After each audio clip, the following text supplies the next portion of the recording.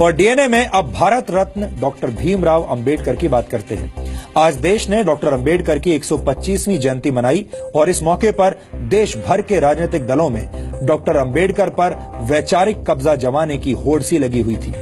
आजादी के बाद कितनी सरकारें आईं और चली गईं, लेकिन सत्ता के अंधे प्रेम में राजनीतिक पार्टियों ने बाबा साहेब अंबेडकर को सिर्फ वोट हासिल करने का एक फॉर्मूला बनाकर छोड़ दिया, जबकि डॉक्टर अंबेडकर के विचार और सोच कुछ और ही थी।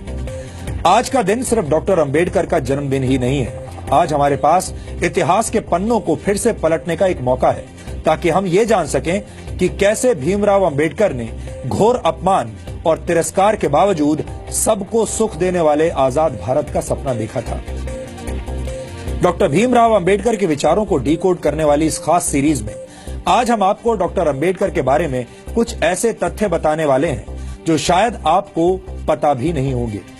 इन तथ्यों को जानने के बाद आप समझ जाएंगे कि कैसे इस देश की जनता के मन में डॉक्टर अंबेडकर के बारे में भ्रम फैलाने की साजिश रची गई। डॉक्टर भीमराव अंबेडकर का भारत के विकास में जितना योगदान रहा है, उतना शायद ही किसी और राजनेता का रहा हो। एक अर्थशास्त्री, समाजशास्त्री, शिक्षाविद और कानून के जानकार के तौर पर अंबेडकर ने आधुनिक भारत की नींव रखी थी और देश उनके इस योगदान को लेकर आज भी जागरूक नहीं है।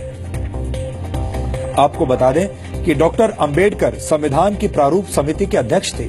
उन पर आधुनिक भारत का संविधान बनाने की जिम्मेदारी थी और उन्होंने ऐसे संविधान की रचना की जिसकी नजरों में सभी नागरिक एक समान हो, जो धर्मनिरपेक्ष हो और जिस पर देश के सभी नागरिक विश्वास करें। एक तरह से भीमराव अंबेडकर ने आजाद भारत के डीएनए की रचना की थी। इसके अलावा डॉक्टर अंबेडकर की प्रेरणा से ही भारत के फाइनेंस कमीशन यानी वित्त आयोग की स्थापना हुई थी। डॉक्टर अंबेडकर के आइडियाज से ही भारत के केंद्रीय बैंक की स्थापना हुई, जिसे आज हम रिजर्व बैंक ऑफ इंडिया के नाम से जानते हैं। दामोदर घाटी परियोजना, हीराकुंड परियोजना और सोन नदी परियोजना को स्थापित करने में डॉक्टर अंबेडकर ने बड़ी भूमिका निभाई थी। भारत में एम्प्लॉयमेंट एक्सचेंजेस की स्थापना भी डॉक्टर अंबेडकर के विचारों की वजह से ही हुई थी। भारत में पानी और बिजली के ग्रिड सिस्टम की स्थापना में भी डॉक्टर अंबेडकर का अहम योगदान माना जाता है। भारत को एक स्वतंत्र चुनाव आयोग भी डॉक्टर भीमराव अंबेडकर की ही देन है। ये वो योगदान है जिन्हें आजादी के बाद की तमाम सरकारों ने हमेशा ही अनदेखा किया है।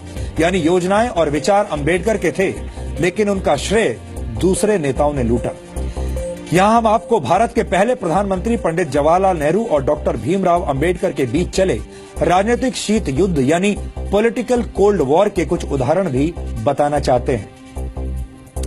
डॉक्टर अंबेडकर जवाहरलाल नेहरू की सरकार में प्लानिंग का मंत्रालय चाहते थे, लेकिन नेहरू ने अंबेडकर को सिर्फ कानून मंत्रालय दिया, प्लानिंग मंत्रालय नहीं दिया। डॉक्टर अंबेडकर विदेश और रक्षा मामलों की समितियों में सदस्यता चाहते थे, लेकिन नेहरू सरकार ने डॉक्टर अंबेडकर को ऐसी किसी भी समिति का सदस्य नहीं बनाया।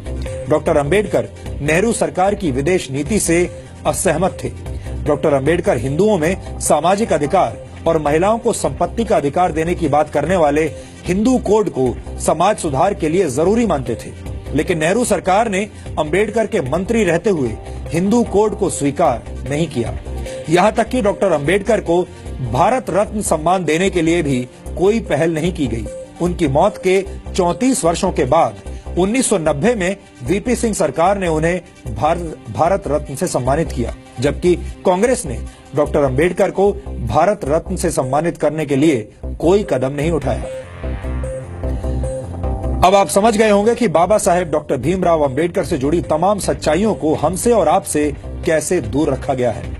इन सच्चाइयों को जानना और समझना आधुनिक भारत के निर्माण के लिए बहुत जरूरी है। डॉक्टर अंबेडकर को जातियों की सीमा में बांधना और उन्हें सिर्फ दलितों के मसीहा के तौर पर पेश किया जाना उनके साथ बहुत बड़ा अन्याय होगा। इसीलिए आज हम डॉक्टर अंबेडकर के मूल विचारों को आपके लिए डिकोड कर रहे हैं।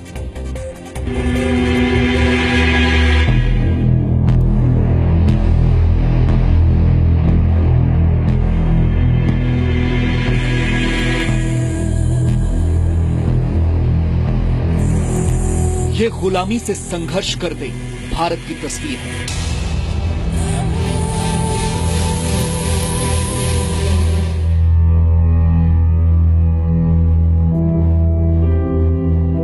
सैकड़ों वर्षों के संघर्ष के बाद हम आज आजाद तो हैं, लेकिन देश के कई नागरिक ऐसे हैं जो आज भी अपने हक की लड़ाई लड़ रहे हैं।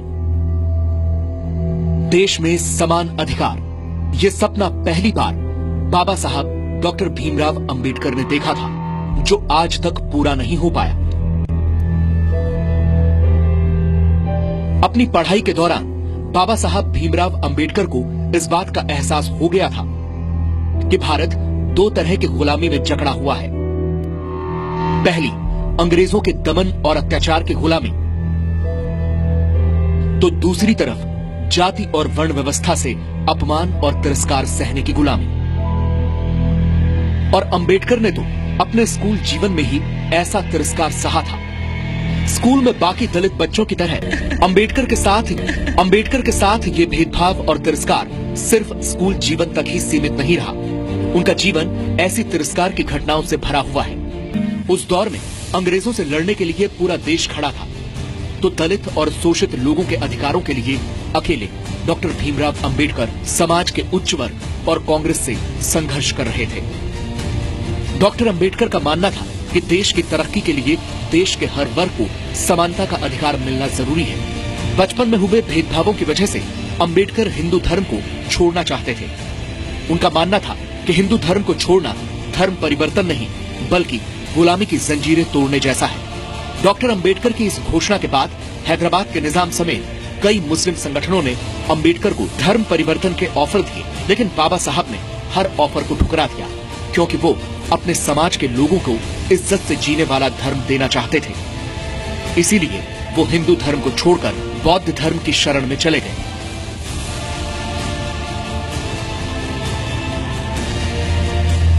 पंद्रह अगस्त 1947 को आजादी का जश्न डॉक्टर बाबा साहब अंबेडकर के लिए एक बड़ी जिम्मेदारी लेकर आया। देश की नई सरकार को देश का संविधान बनाने के लिए एक काबिल व्यक्ति की तलाश थी, जिसे कानून की जानकारी के अलावा देश और दुनिया की समझ और समाज की जरूरतों के बारे में पूरी जानकारी हो। और ये तलाश डॉक्टर अंबेडकर पर खत्म हुई। डॉक्टर भीमराव अंबेडकर को देश का पहला कानून मंत्री बनाया गया, जिन्होंने अपनी बिगड़ती सेहत के बावजूद महज 2 साल के अंदर देश को एक मजबूत संविधान दिया।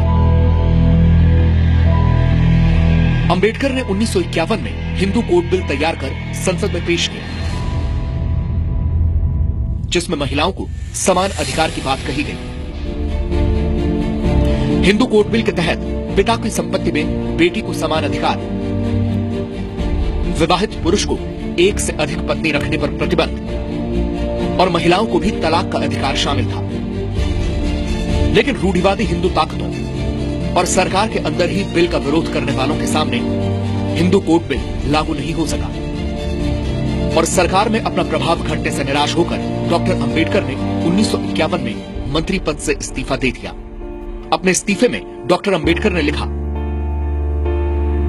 आज हिंदू कोड बिल की हत्या कर दी गई, ऐसे में मेरा मंत्री बने रहने का अर्थ समझ में नहीं आता। बिल में शादी और तलाक संबंधी विधेयक पर 2 दिन की चर्चा चली, फिर प्रधानमंत्री जवाहरलाल नेहरू ने पूरे हिंदू कोड बिल को वापस लेने की घोषणा कर दी। मैं हैरान रह गया। मैं ये मानने को तैयार नहीं हूं कि तलाक और विवाह संबंधी बिल को समय की कमी के चलते पास नहीं करवाया जा सकता है। मुझे प्रधानमंत्री की नीयत पर शक नहीं है, लेकिन हिंदू कोड बिल पास कराने के लिए जिस संकल्प और ईमानदारी की जरूरत थी, वो उनमें नहीं दिखी। अपने इस्तीफे के बाद डॉक्टर भीमराव अंबेडकर ने खुद को राजनीतिक जिम्मेदारी से भले ही अलग कर लिया था, लेकिन सामाजिक जिम्मेदारी अपने अंतिम समय तक निभाते रहे। डॉक्टर भीमराव अंबेडकर को आज तक सिर्फ दलितों के मसीहा और संविधान निर्माता के तौर पर पेश किया गया है, लेकिन उनकी भूमिका एक राष्ट्र नेता की रही, जो चाहते थे कि देश का हर वर्ग आजादी की खुली हवा में सम्मान की सांसें ले सके। ब्यूरो रिपोर्ट, जी मीडिया। आज डॉक्टर भीमराव अंबेडकर की 125वीं जयंती पर देश की तमाम राजनीतिक पार्टियों ने भी उन्हें खूब याद किया और हर किसी में डॉक्टर अंबेडकर पर कब्जा जमाने की होड़ लगी हुई थी। सवाल यह है कि अचानक डॉक्टर अंबेडकर इस देश की राजनीतिक पार्टियों को इतने क्यों याद आने लगे, जिन अंबेडकर पर सिर्फ 26 वर्ष पहले ही देश में सार्वजनिक अवकाश घोषित किया गया हो, वो अंबेडकर आज कांग्रेस सहित सभी पार्टियों के प्रिय कैसे हो गए। दरअसल ये नए दौर की सियासत है और इस सियासत में डॉक्टर अंबेडकर को मानने वाले लोग तमाम राजनीतिक पार्टियों को वोट बैंक जैसे नजर आने लगे हैं और सब अंबेडकर का नाम लेकर एक दूसरे पर निशाना लगा रहे हैं।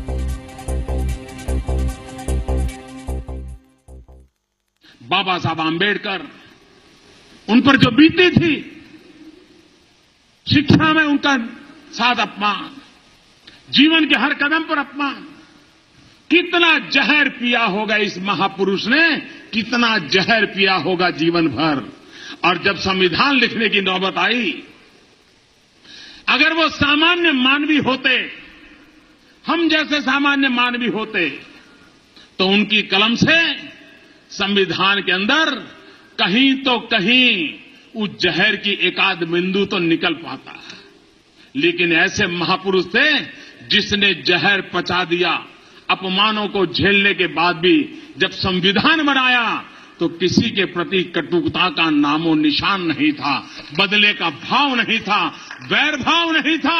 इससे बड़ा क्या महानता हो सकती है। बाबा साहब डॉक्टर भीमराव अंबेडकर के देहांत के बाद और खास तौर से बीएसपी के गठन होने के बाद से अब पूरे देश में कांग्रेस पार्टी व बीजेपी एंड कंपनी के लोग तो इनकी जयंती मनाने को लेकर जो हर वर्ष किस्म किस्म की नाटकबाजी करते हैं, तो ये सब केवल बाबा साहब डॉक्टर अंबेडकर के अपने दलित समाज का व उनके अनुयायियों का, अन्य और अनुयायियों का वोट लेने के लिए ही अपने अपने राजनीतिक स्वार्थ में ये लोग कर रहे हैं।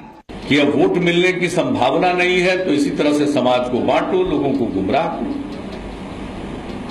इसलिए बोलने के लिए लोग बोलते रहेंगे, अंबेडकर साहब का नाम भी लेते रहेंगे, संविधान की दुआई भी देते रहेंगे और आचरण पूरा का पूरा होगा संविधान के खिलाफ। आज तक भीमराव अंबेडकर को सिर्फ दलित अधिकारों के लिए संघर्ष करने वाले नेता और संविधान निर्माता के तौर पर ही पेश किया गया, लेकिन आज हमने आपको दिखा दिया कि कैसे डॉक्टर अंबेडकर की छवि के साथ एक सोची समझी साजिश रची गई और उनके योगदानों का श्रेय किसी और ने ले लिया। हमें लगता है कि डॉक्टर अंबेडकर को सिर्फ जातियों की सीमाओं में बांधना और उन्हें दलितों के मसीहा के तौर पर पेश करना ठीक नहीं है। हमें उम्मीद है कि डॉक्टर अंबेडकर के विचारों को डिकोड करने वाली हमारी ये सीरीज आपको पसंद आ रही होगी।